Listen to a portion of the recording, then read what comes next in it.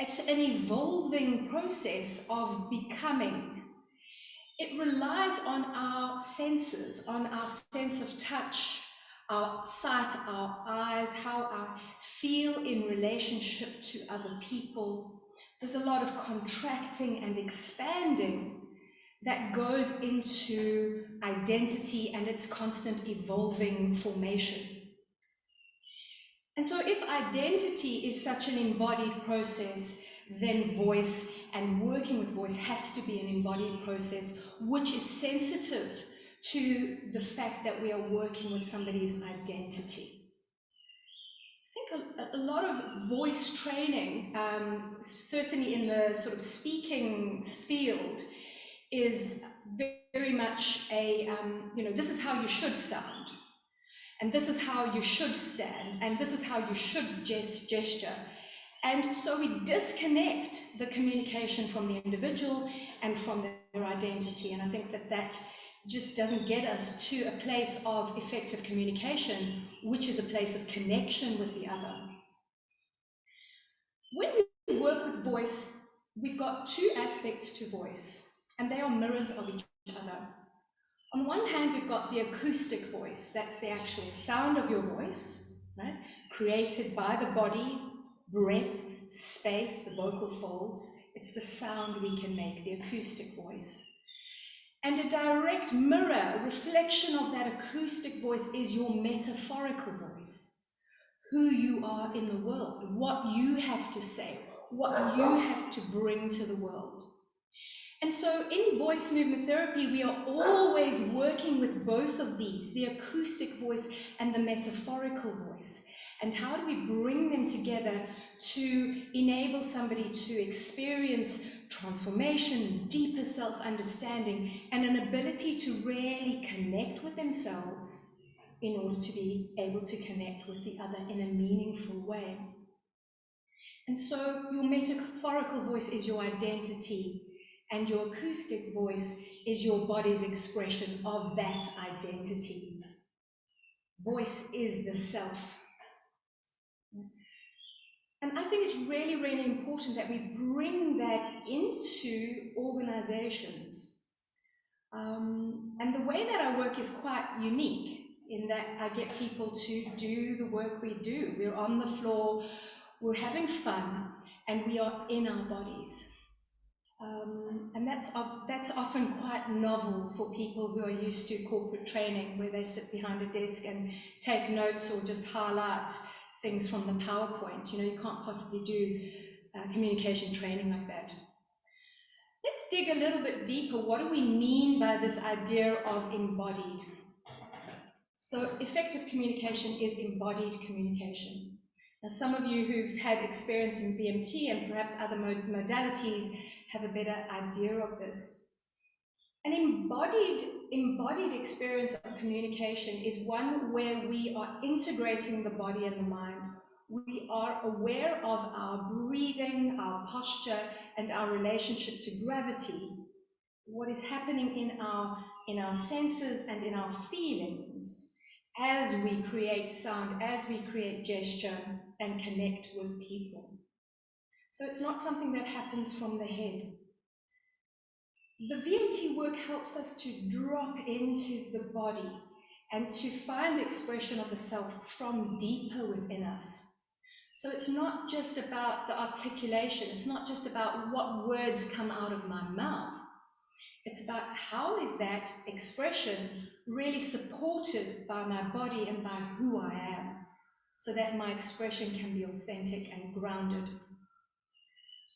So we aim to become increasingly aware of our body and how our voice is produced and the feeling of creating sound.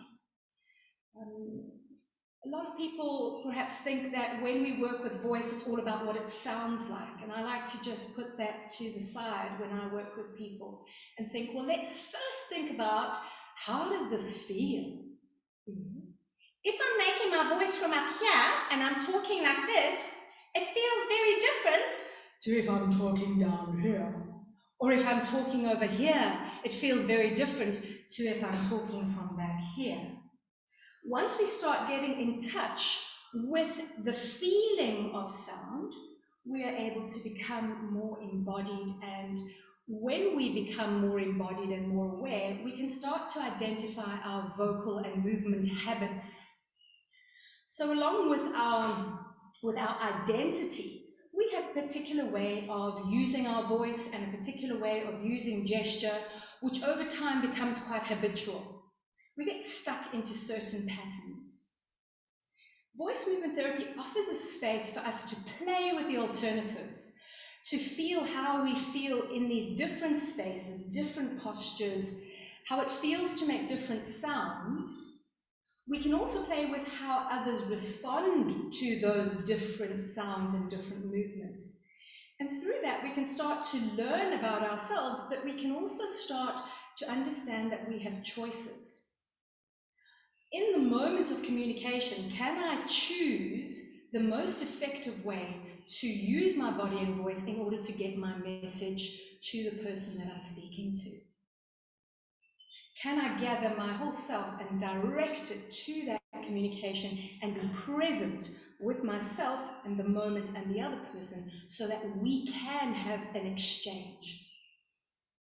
And so it's about bringing awareness to all these layers. So I said that effective communication is an embodied communication which requires the masterful use of voice. So voice is created in the body, it's supported by the breath, and it needs space in the body to vibrate and resonate and be amplified. In voice movement therapy, we work with the 10 vocal components. Now, the 10 vocal components are something quite exciting to play with, to investigate, to unpack, and to bring into your communication style. So for those of you who don't know, they are pitch, pitch fluctuation, free air, glottal attack, there is disruption, timbre, there's violin, articulation, what am I missing? I'm missing two, I don't know, there's 2 others. And so each of these 10 vocal components, right, are what make your voice unique. And so, for example, what happens when you raise your pitch? How does that feel? And how does it feel when you drop your pitch? And how does that move your body? And what kind of images are brought up with the different sounds? In the work that we do, each of these sounds hold a specific feeling or communication. You know, they say it's not what you say, but it's how you say it. The how you say it has got to do with these 10 components. It's the music of the voice, which is the underlying message of what you're saying. And so in helping people to expand their vocal range, we explore these 10 components. Take it into, so if somebody's voice is really not very comfortable to listen to, you don't like listening to somebody's voice, it's the combination of these components that is kind of affecting you somatically, right? So if somebody's voice is up here, they're using what we call violin. So we'll just do that for a minute. You're all on mute anyway, so it doesn't matter. Hello. So hi, my name is Barbara. Yes, I'm going to do a presentation today all about the latest developments. Right. So how do we work with that?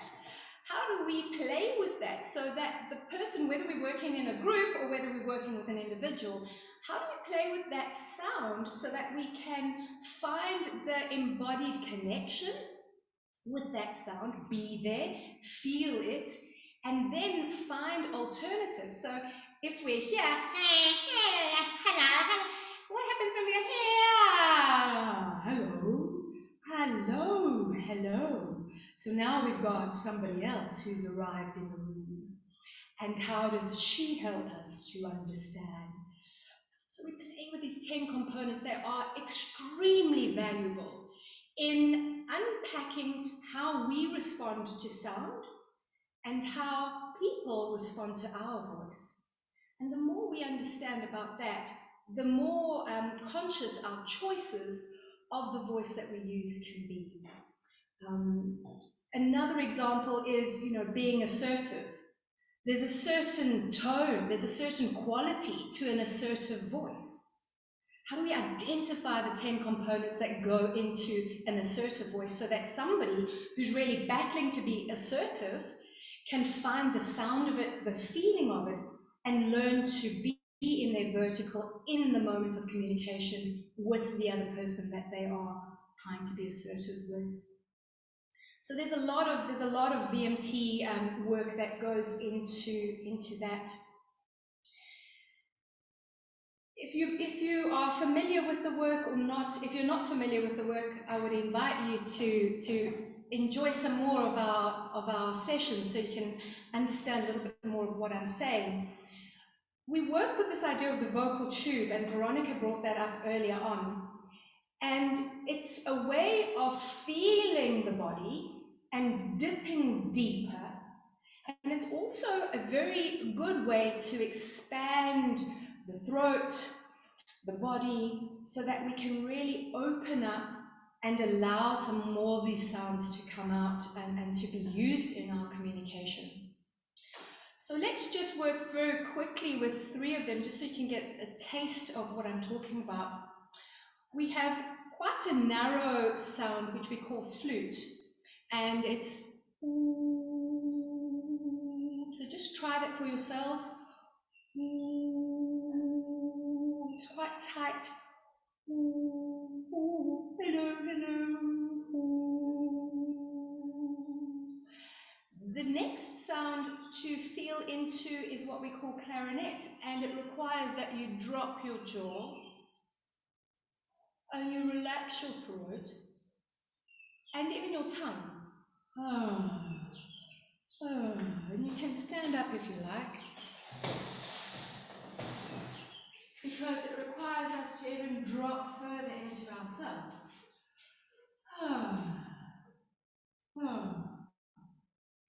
And you can play between the 2 of those. So we've got ooh, which is quite thin and narrow. Ooh, and we can drop down.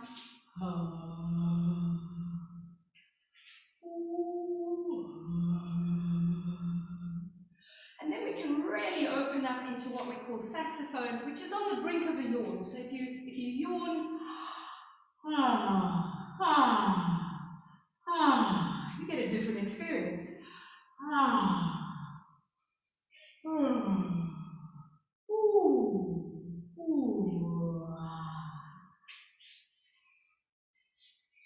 So in working with people in a business environment, it's quite different to when you're working in a therapeutic environment, because 9 times out of 10 people are quite held, quite closed. They've got to present themselves in a particular way. These are not their best friends or their family, and so we find that in the work environment, a lot of people are experiencing a sense of contraction. So the work that I do is to help people to find more of a sense of expansion. So let's just work physically with that idea of contraction and expansion for a moment. If you think of something which has been unpleasant, something which has been an uncomfortable situation, you've been in a bit of a predicament with somebody, a bit of an argument perhaps, perhaps you might even be embarrassed, and just take yourself back to that moment and feel into what's happening in your body. And so if you're tapping into that, what you probably feel is a sense of contraction, right? Your muscles are contracting, you might even be bringing your feet closer together, your arms, your breath, everything contracts. Okay, so just relax that for a moment. And then think of something which really excited you, something which was just beautiful, a really holiday or a celebratory moment. And just imagine yourself in that space and feel what happens to your body. So you're probably feeling a little bit more expanded, a little bit more open. So just like the muscle on the rock at the beach, when we are experiencing things which we determine to be more negative, we are experiencing a sense of contraction. When we experience something which we feel is more positive, our body experiences a sense of expansion. The more aware we are of where we are on that continuum between contraction and expansion, the more aware we are of that, the more conscious we can be of how we are using our bodies, how we are breathing, how we are using our voices.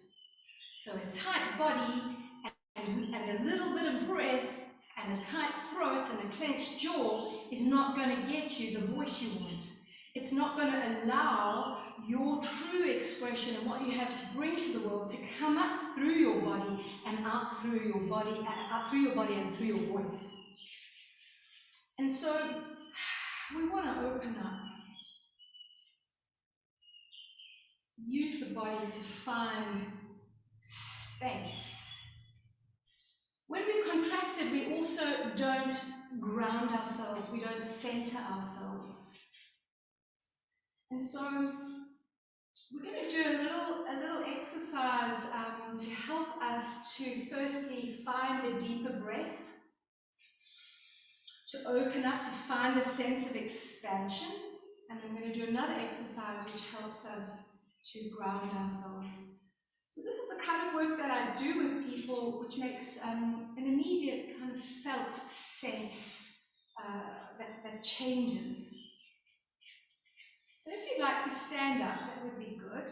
If you prefer to sit down, that would be fine.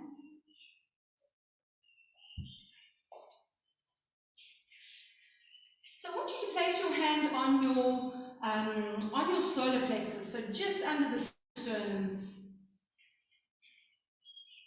And this is where the diaphragm connects in the front. It's quite an amazing flat muscle, the diaphragm. It controls breathing, and it's connected to all sorts of nerves which run both up the body and down the body.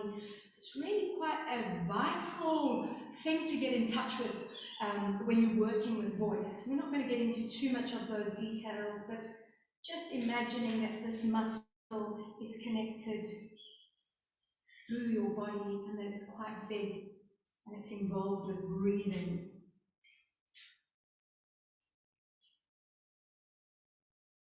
So I would like you to imagine the most beautiful flower that you've ever seen. Perhaps this flower was a gift from a loved one. It's got a smell, it's got a colour, and everybody will have a different flower, and that's good. And so what I want you to do is I want you to imagine that that flower is right there in your solar plexus. And as you breathe in, the flower moves from being just a little bud, and with every breath, it starts to open up. So here we go. So as you breathe in, you feel that flower opening up, breathing out, breathing in, breathing out. And take your fingers and open them as you do that so you can get a sense of that. So you're going to breathe in and out. Breathing in and out. Let's do two more. Breathing in and out. And one more. Breathing in and out.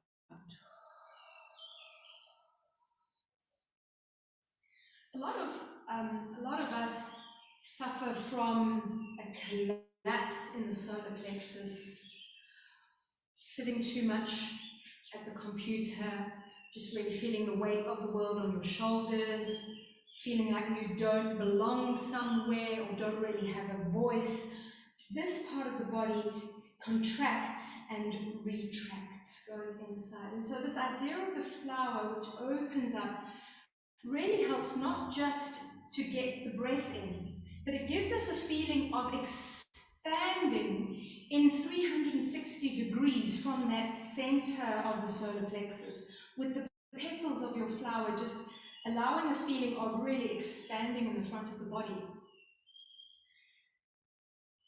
The next little bit of the exercise is to imagine the stalk or the stem. So the flower has a stem. And I want you to imagine that that stem actually goes through your body and to your back, just sort of slightly below the point of the solar plexus. So it's just a little bit below. It's almost like a diagonal line. And that's where the stem is. And so as you breathe in, I want you to now add the idea that there is energy and breath coming through the stem, so that comes through your body and opens up into that flower. So you're going to breathe out, and as you breathe in, so it really helps us to open up the front of the body.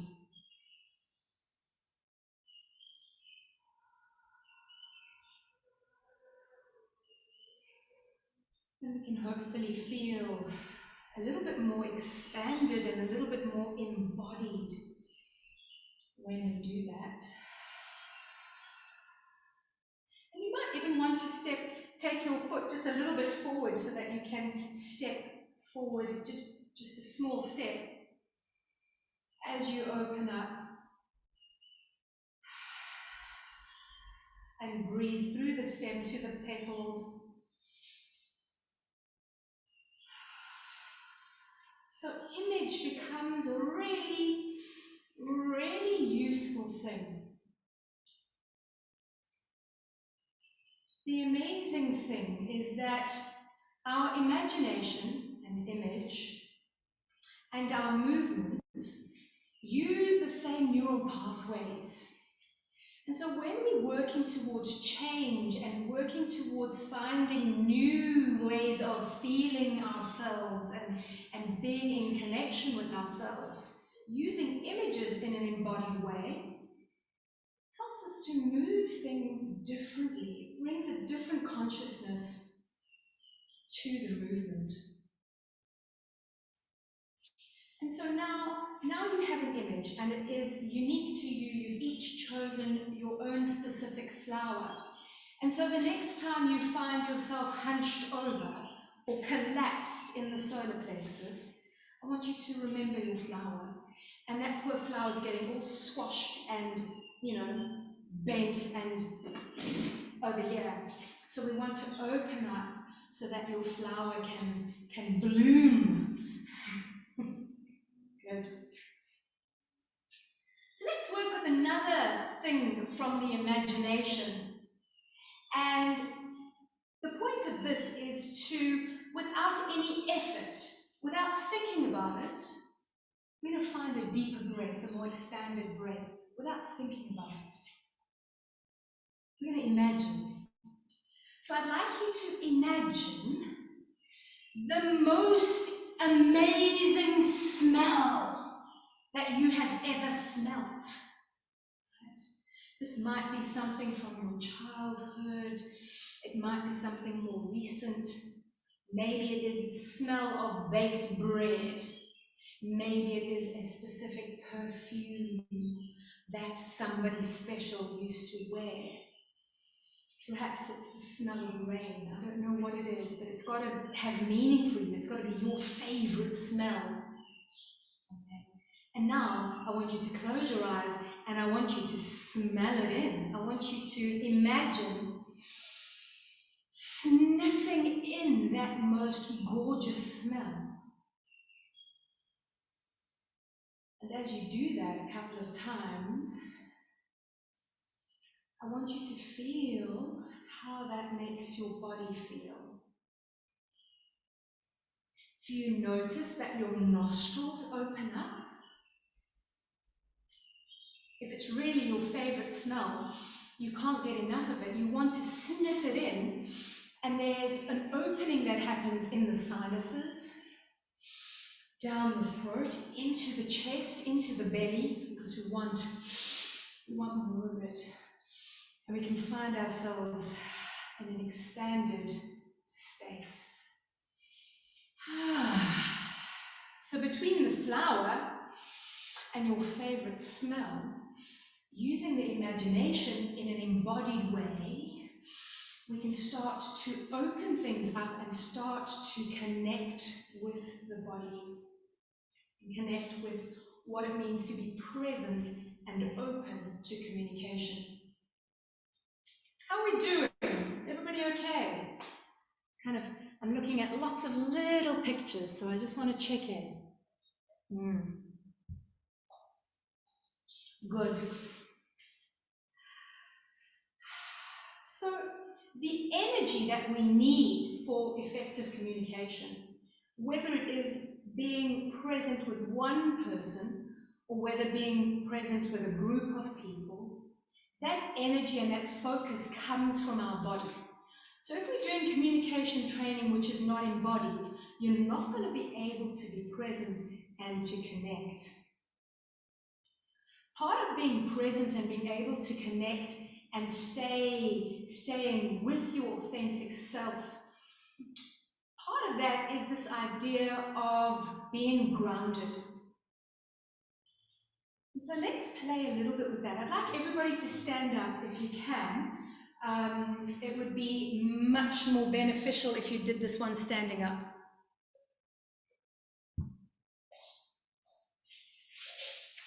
Good. So we're going to imagine again. I use image and imagination quite a lot. I think us practitioners do. There's such a lot of gold there. We use our imagination a lot. So everybody's standing up, those who can. And we're going to imagine the most beautiful tree. I want you to have a very, very clear picture of this tree. Whatever tree it is for you, it's got to be special and magical for you. Maybe it's a real tree that you have seen, have in your garden, in your childhood. Maybe it's a magical fantasy tree. Doesn't matter. It is beautiful. And now I want you to imagine that you are that tree.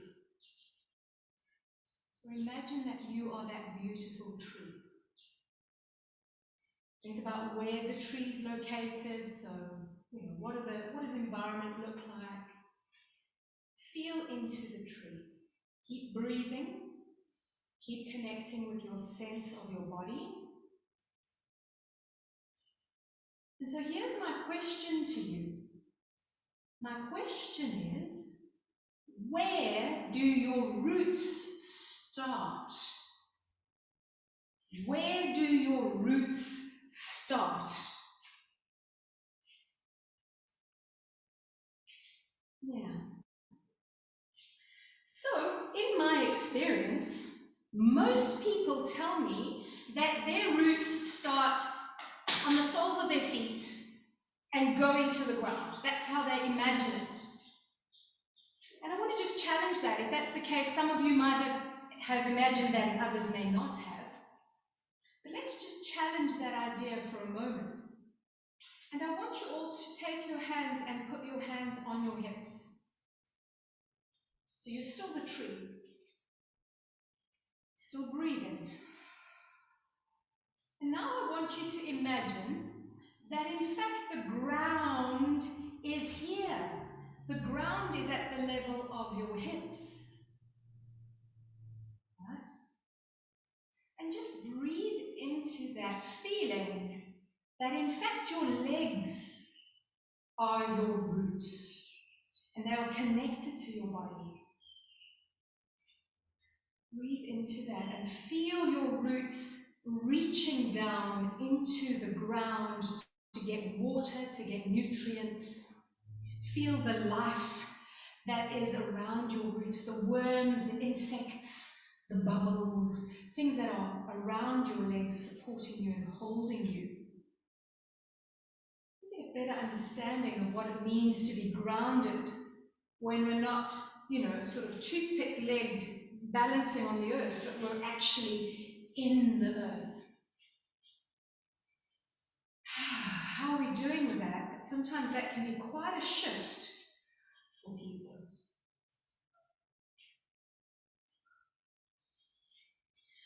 Veronica worked earlier on with this idea of contraction and, convex and concave. So those of you who weren't here,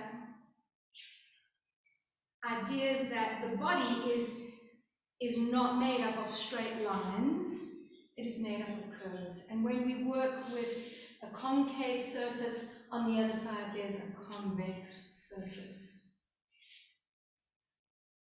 And when I work with people in a communication context, it's really important to bring awareness to the idea of the vertical. So the vertical, both lifting up like the tree towards the sunlight and also moving down into the ground through the roots, is a lengthening of yourself. And so what we're going to do is we're going to move forward a little bit. So you're going to open up your chest. And then you're going to come back to the vertical. You're going to ground yourself. And then you're going to move back into a concave. From here, you're going to bring yourself back to the vertical. And then you're going to move yourself forward and open up the chest, front of the body. You're going to find your vertical and your ground. And then you're going to curl back into the back.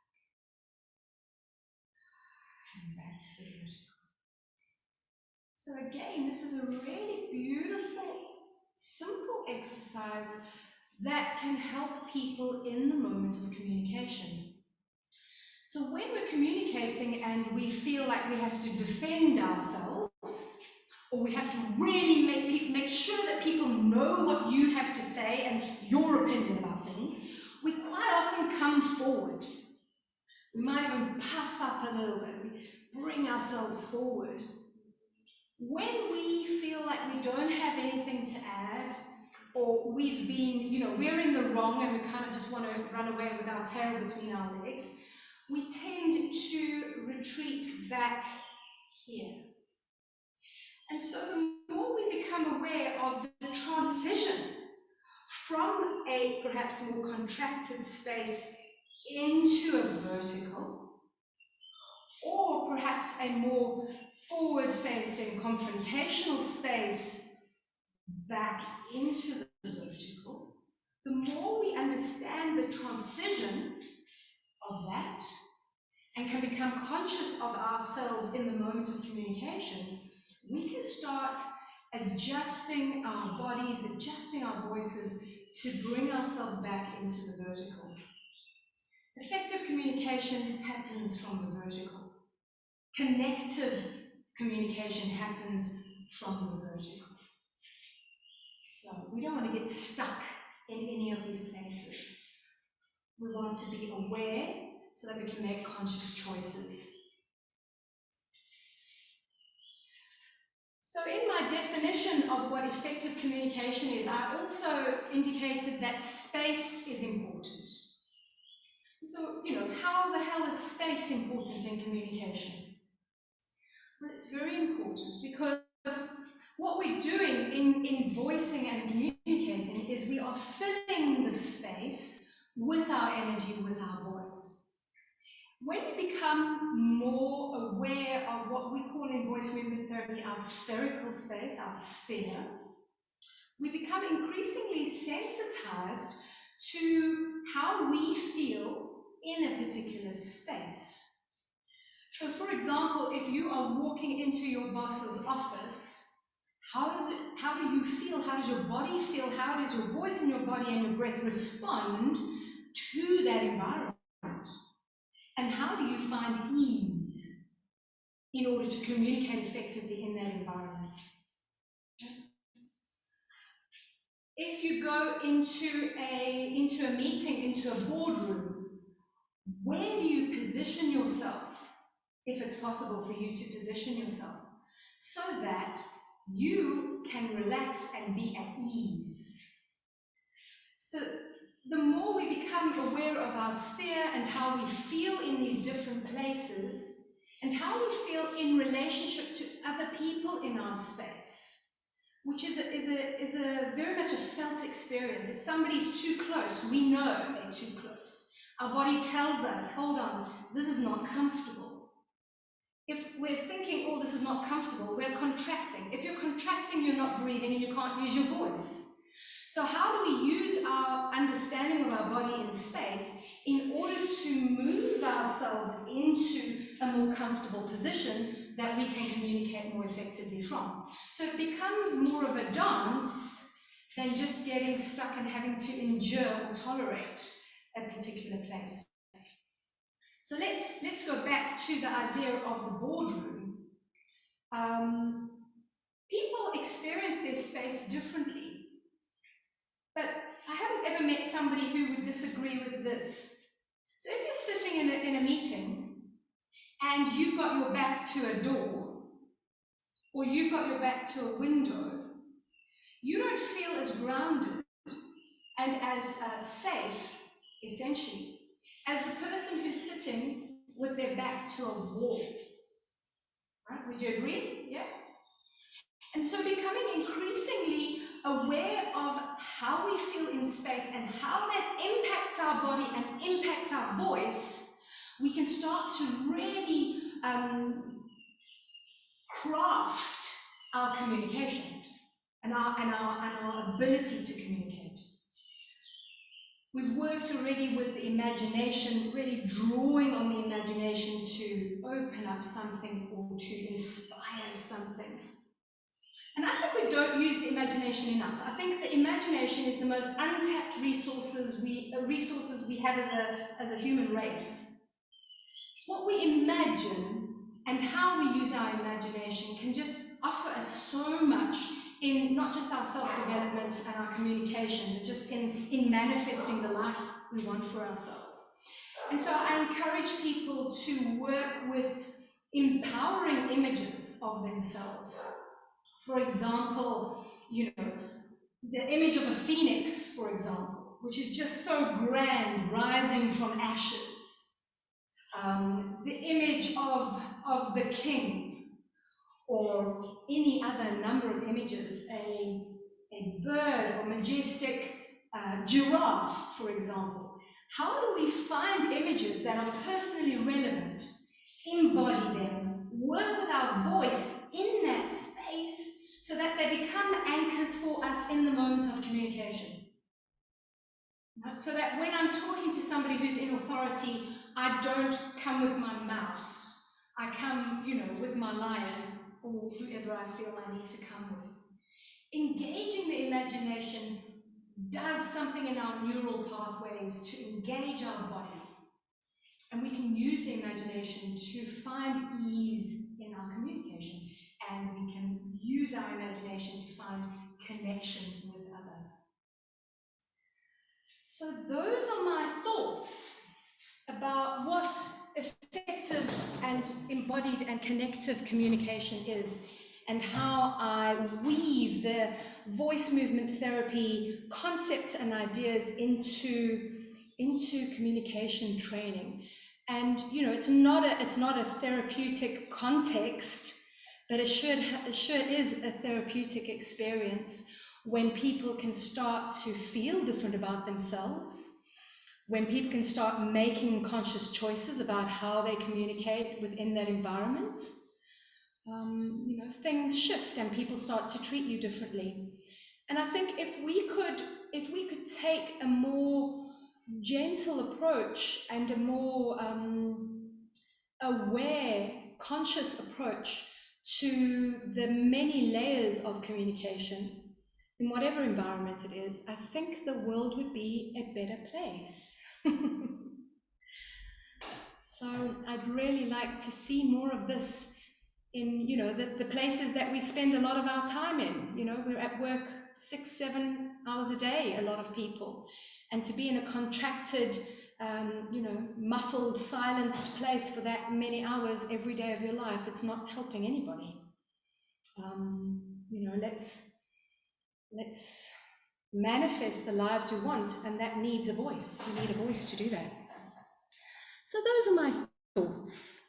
Does anybody have any questions? You feel free to unmute yourself and ask me anything you like with regards to what I've said, or give me an example or a challenge that you're having, and I'll be happy to give you my thoughts. I think we've got about 5 or 6 minutes left.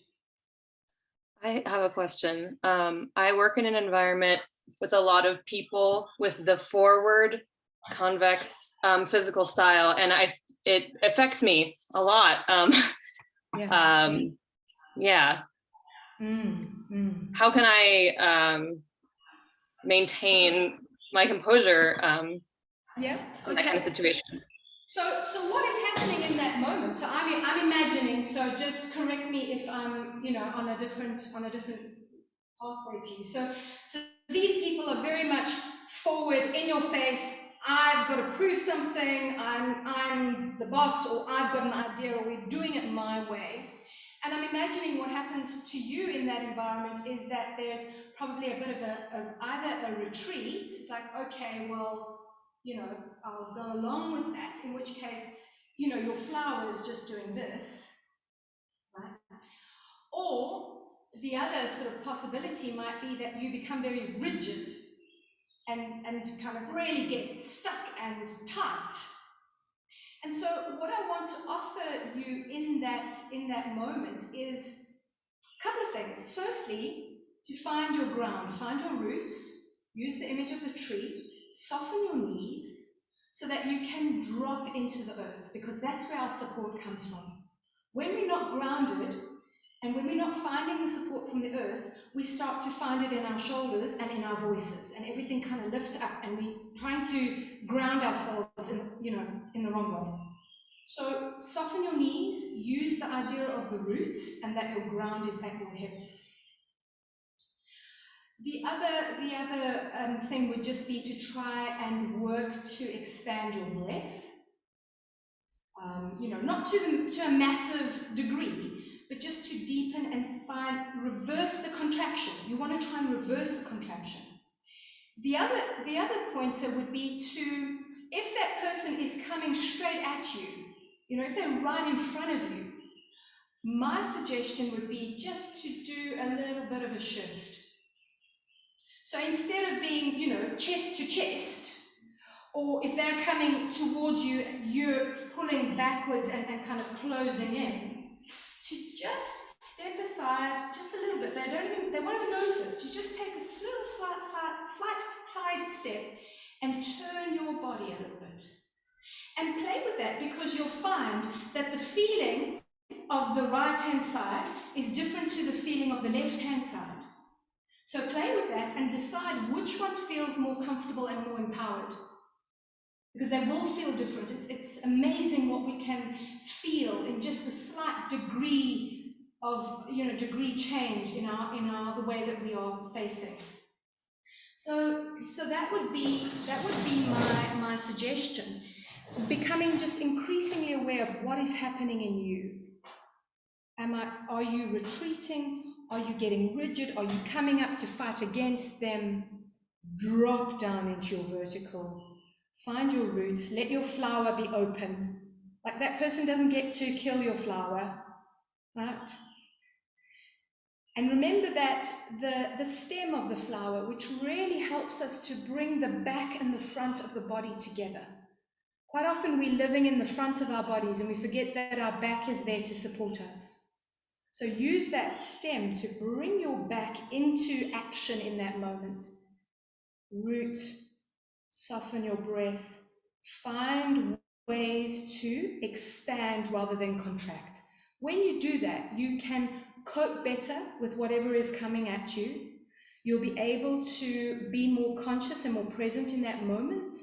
You'll be able to say what you want to say and what you need to say in a more effective way. And of course, it takes practice, right? Use your imagination. So what is the image that you want to use of yourself in that? You know, is it the bird? Is it the elephant? You know, is it a peacock? I don't know what it is. Those kind of anchors are so useful. And the more you use them, the more they are on tap. Yeah, good. I hope that helps. Yeah. I think we've got 2 more minutes if anybody else has a question or a comment or an example.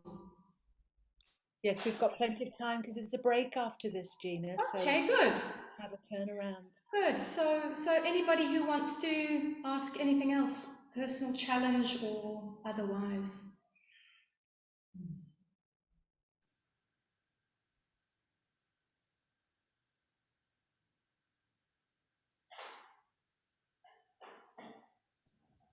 I guess I'll say something. Hi, Gina.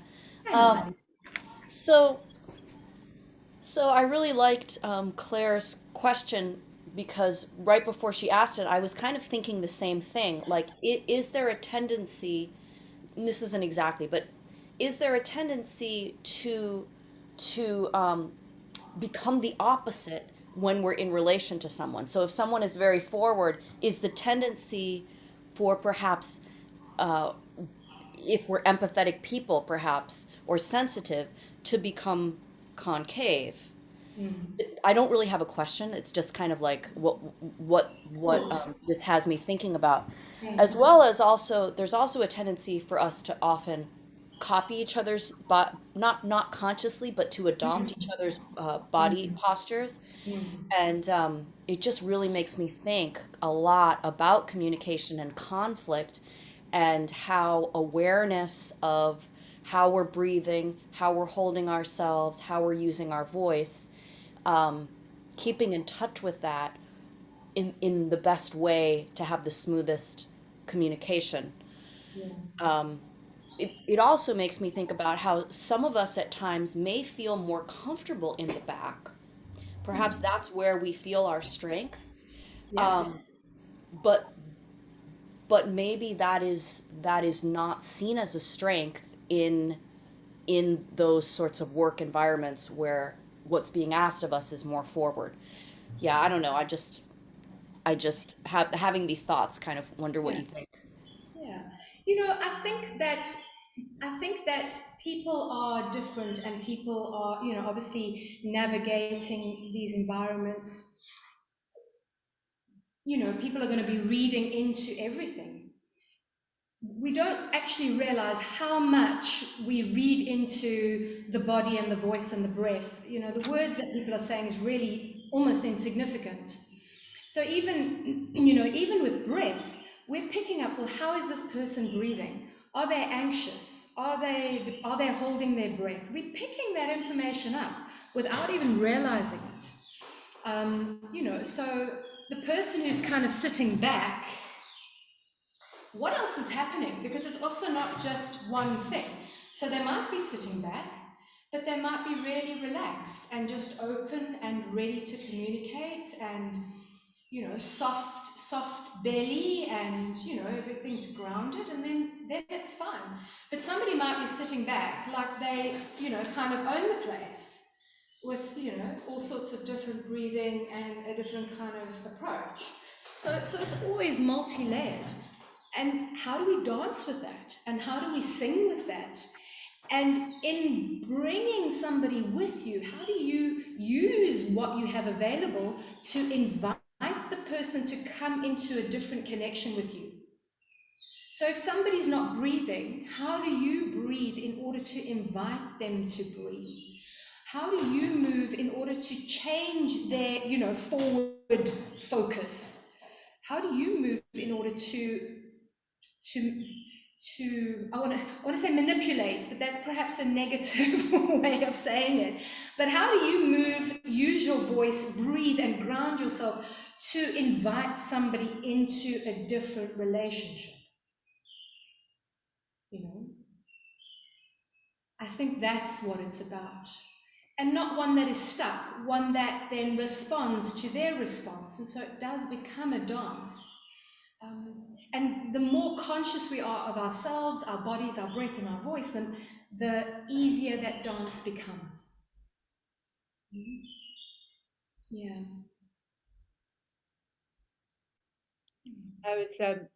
I really identify with that. I was thinking about patterns of behavior in the family.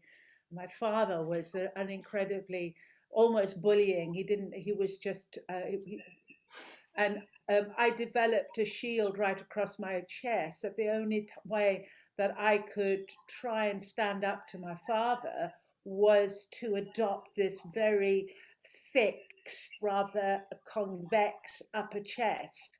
And that became my habitual way of being. And so it took me ages to start to actually release that and understand exactly what you were saying, Gina, that my body posture would influence the way that people responded to me.